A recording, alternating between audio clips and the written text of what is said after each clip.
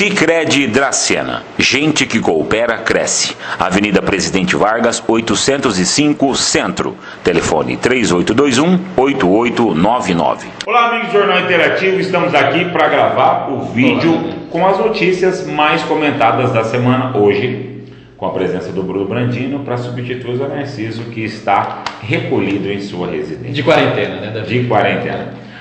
Bruno, fala para a gente aí os assuntos que nós vamos falar hoje. Bom, essa semana, apesar de o grande foco ter sido o coronavírus, a quarentena, tem alguns assuntos que também ocorreram. Tem a dengue, que continua. A dengue não deu espaço para o coronavírus. Exatamente. Aqui em Dracena, a dengue reina.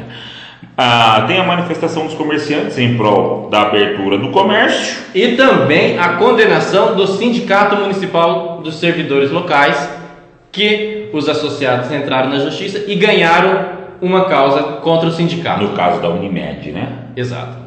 Mas tem mais coisas por aí, nós voltamos já já. Faça um curso superior na Unifadra Fundec de Dracena. Infraestrutura e tecnologia e corpo docente altamente qualificado. Invista em seu futuro com quem está há mais de 50 anos no mercado educacional. Venha para a Unifadra Fundec de Dracena. Acesse o site www.fundec.edu.br ou ligue 3821-9004. Unifadra Dracena, construindo o seu futuro.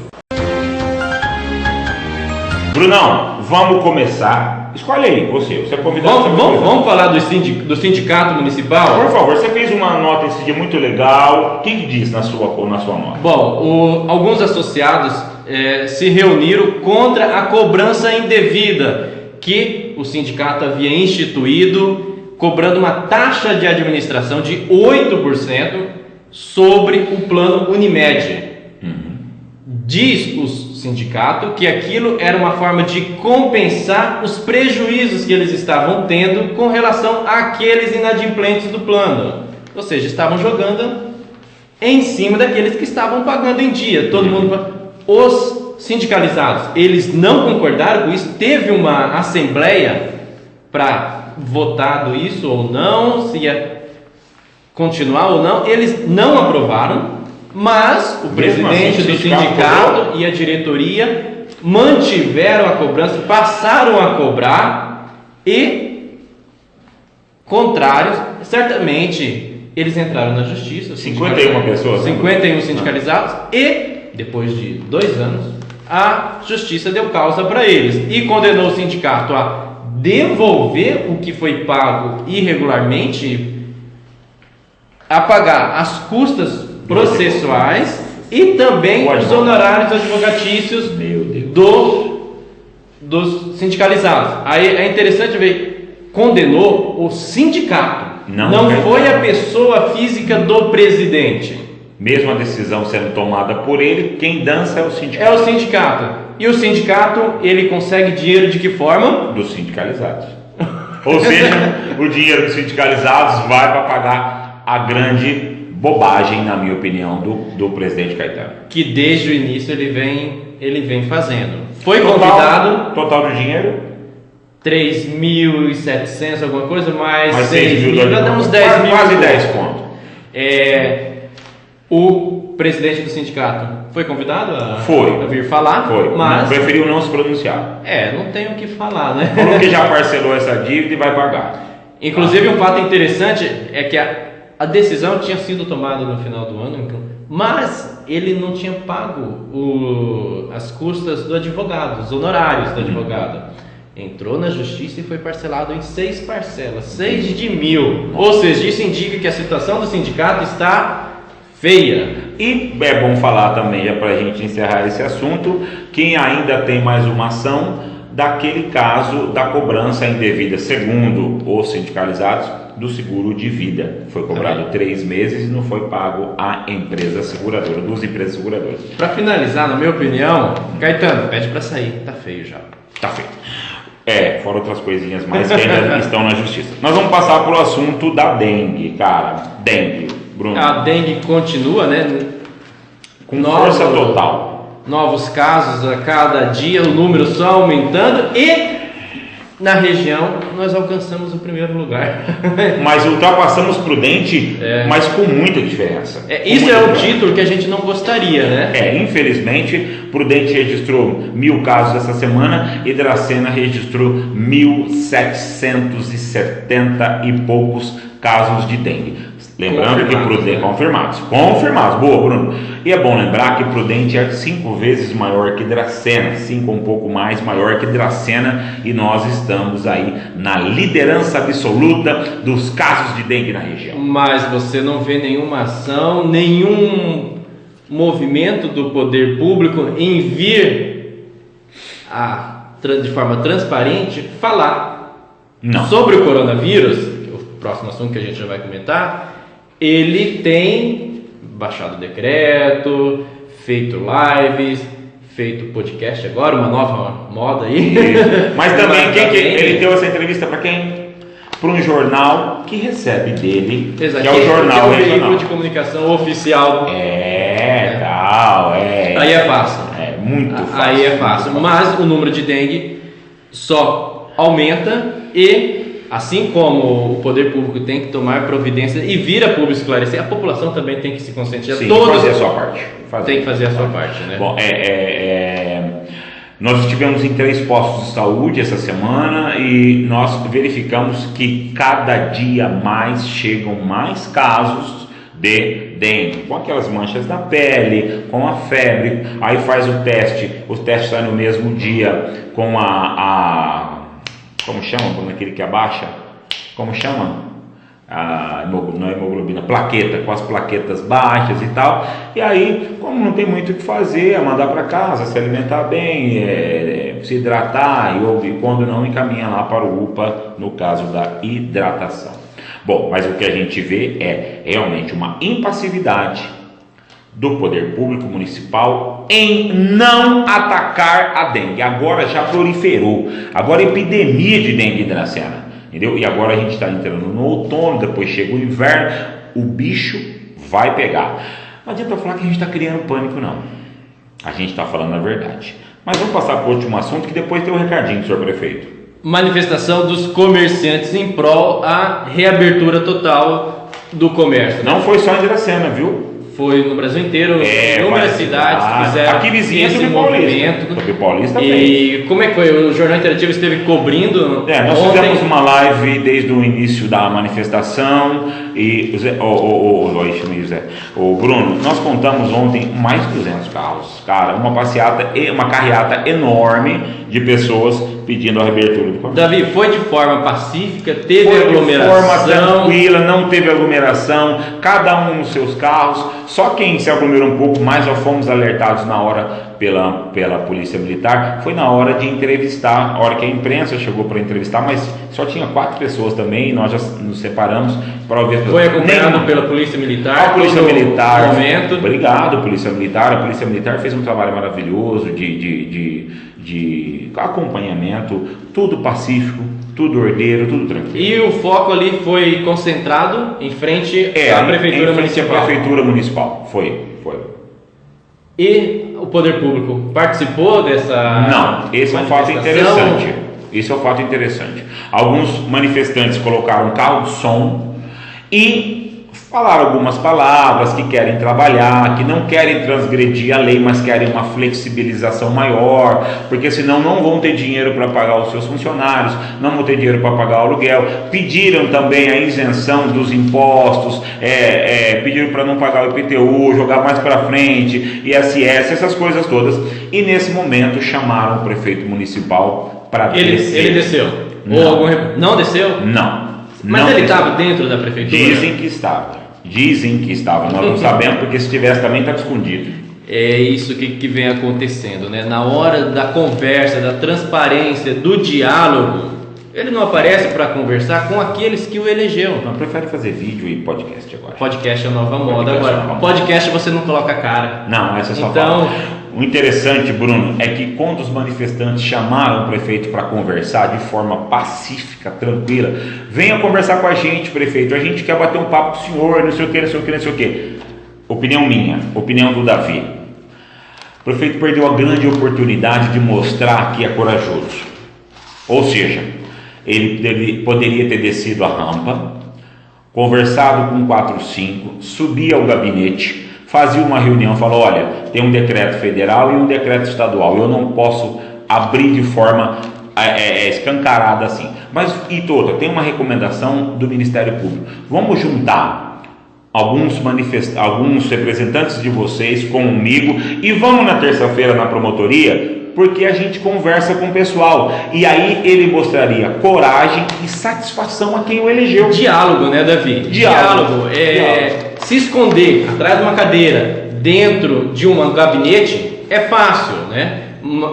O bom líder, ele também tem que, nesses momentos, saber dialogar e transmitir o seu posicionamento. Exato. Convencer o seu público que a decisão dele é a melhor. E está faltando isso. Ele tem agido de forma autoritária, virado as costas para a população. Se ele está correto ou não, ok, é uma decisão que os 2/3 da população concedeu a ele. Exato. Né? Ou seja, mas ele tem que retribuir sendo democrático e explicando as decisões que ele vem tomando. Exato. Próximo do público, não do gabinete em podcast que não aparece nem a cara dele. Exato. Perdeu a grande oportunidade de transformar um limão numa grande limonada em que todo mundo se serviria e ficaria bem para todo mundo. Tá? E outra coisa que eu achei interessante na fala dele vamos entrar nesse assunto agora. Na próxima sessão da Câmara, ele anunciou que já mandou um projeto, que vai encaminhar um projeto de lei para conceder uma gratificação aos servidores da saúde. Como é? Ele vai propor uma bonificação, uma gratificação para os servidores da saúde e vai ser votado na próxima sessão da Câmara. Vai passar, lógico. Eu vejo isso aí uma forma assim de você... Eu tô achando estranho isso. Muito estranho. De você beneficiar só uma classe. Mas e os outros que estão trabalhando? Os lixeiros que estão em contato direto também. O pessoal da obras que está fazendo obras na rua, o pessoal... Por quê? Só para os... Mas peraí. Não tem caso aqui em Dracena e nem suspeita. Porque se tiver suspeita, ele fala que é fake news. Mas vai conceder uma bonificação para uma parcela. Não estou desmerecendo o pessoal da saúde, não, muito pelo contrário. Será que é esse o melhor modo você beneficiar uma classe em detrimento de outra? Na minha opinião, isso é muito parcial. Muito parcial. Entendeu? Não é com dinheiro que agrada, é com EPI, é com gente trabalhando, com muito mais gente. Isso pode, no final, conseguir alguns votinhos, né? Essa é a intenção.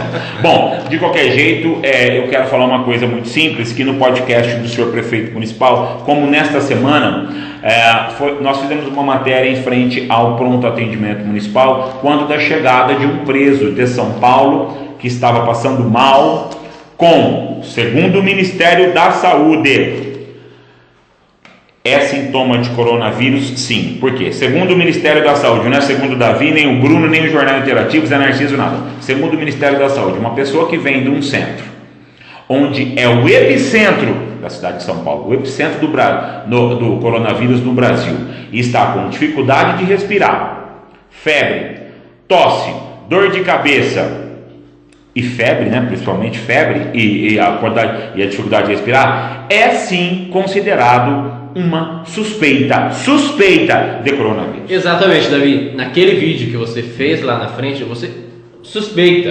Exato. Você não falou que estava confirmado. Não. Mas o poder público vem falando que o senhor prefeito municipal pode perceber que nas falas dele ele procura amedrontar sim a população, porque em todo momento, se a pessoa não cumprir o decreto, a polícia vai fechar o comércio, eu não posso fazer nada, se vocês fizerem alguma coisa, vocês estão desrespeitando uma lei estadual. Isso sim é uma forma de amedrontar e tirar o seu da reta. Interessante que ele falou também que vai levar a promotoria a este órgão de imprensa, que somos nós. Pode falar o nosso nome, prefeito, a gente fala o seu. Pode falar o Jornal Interativo. Por trazer informações fake e também que trouxe pânico à população. Interessante. Nós temos prova disso. Nós temos prova de tudo que nós falamos em áudio e em documentos. Davi, Eu diria que fake é o que a assessoria de comunicação da prefeitura tem soltado. Sim. Você lembra no dia 31 de dezembro, à tarde, ele citou que nós, ao fazermos uma denúncia do Ministério Público, nos utilizamos de documentos e provas forjadas para E manipulação das incriminá-los. testemunhas.